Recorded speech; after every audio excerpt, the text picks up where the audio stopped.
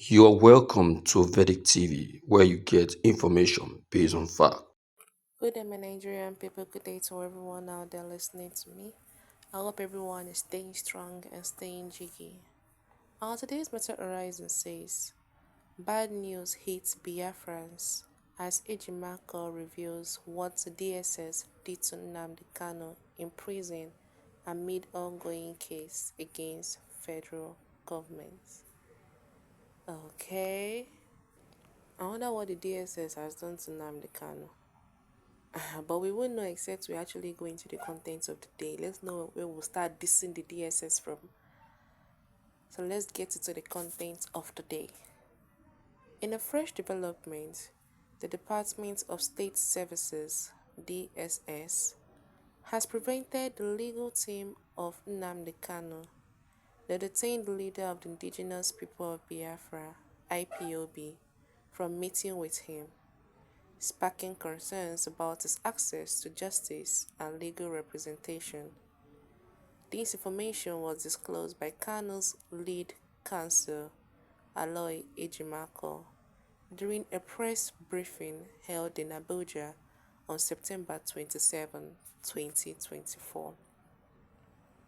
Ejimako revealed that the DSS actions may signal an indefinite cancellation of all future visits by Kanu's legal representatives. He expressed deep concern over the implications of such a move, suggesting that it could mark the beginning of complete isolation for the pro-Biafra leader, effectively rendering his solitary confinement absolute.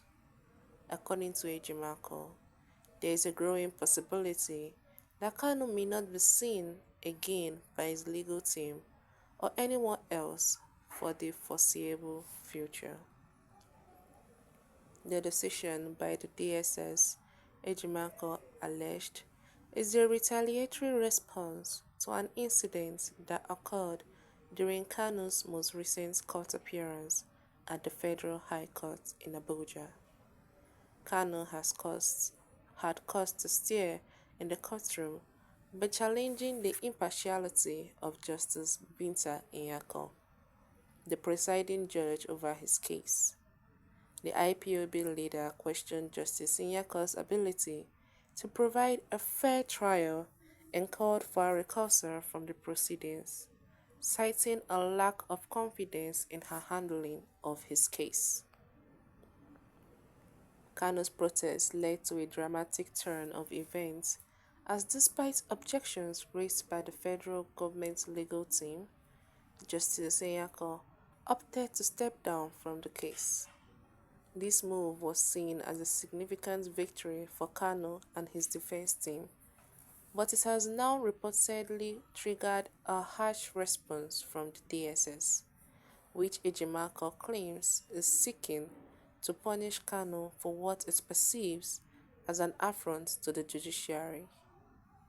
Speaking to reporters, Ejimako stated, "Today, in violation of existing court orders and the Constitution, the DSS blocked the legal team of Mazi Nnamdi Kanu from meeting with him at the detention facility. It appears that the DSS has cancelled all future visitations to Mazi Nnamdi Kanu as a form of retaliation for his actions in court, which led to the recusal of Justice Binta Nyako."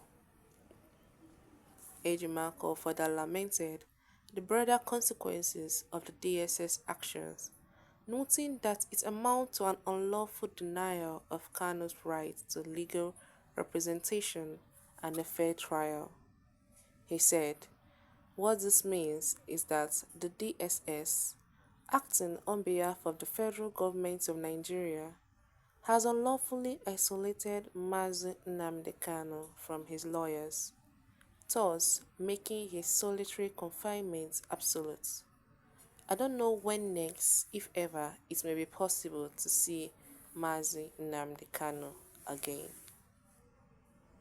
The latest move by the DSS raises serious questions about the state of Kanu's detention and the Nigerian government's handling of his case. Kanu has been in custody since he was rearrested in June 2021 after fleeing Nigeria in 2017.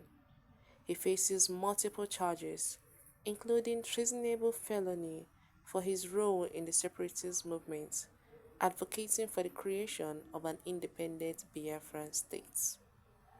Despite the charges against him, Kanu's legal team and supporters have consistently argued that his detention is politically motivated, aimed at silencing his activism and curbing the growing influence of the Biafran independence movement. His lawyers have also pointed out several court rulings, including a judgment by the United Nations Working Group on Arbitrary Detention, which called for Kanu's immediate release and compensation for his unlawful detention. The Nigerian government, however, has thus far refused to comply with these rulings, further heightening tensions surrounding the case. The decision by Justice Nyako to recuse herself has added a new layer of complexity to Kanu's legal battle. As a federal high court judge, Justice Nyako had been overseeing Kanu's trial for several years, and her withdrawal from the case could delay the proceedings even further. The federal government will now have to appoint a new judge to preside over the case, a process that could take weeks or even months to resolve. Nnamdi Kanu has waited for years for his verdict to be made, for him to be free, be a free man. What is weeks and months that he can't wait? Weeks and months is nothing compared to the years he has been detained, and Justice Nyako has been ruling over his case. So if getting a new judge that will actually give a perfect verdict for him would take a few weeks or a few months, nobody is arguing it at all.